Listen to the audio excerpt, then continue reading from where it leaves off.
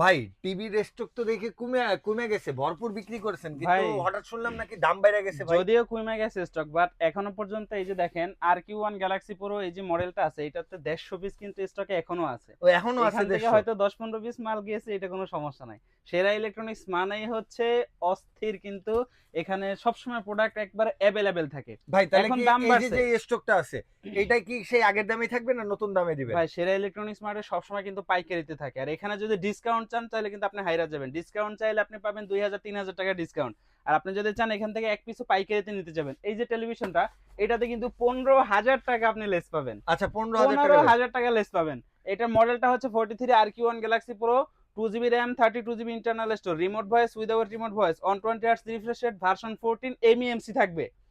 খুচরো মূল্য 53,000 টাকা, 15,000 টাকা লেস অনলি।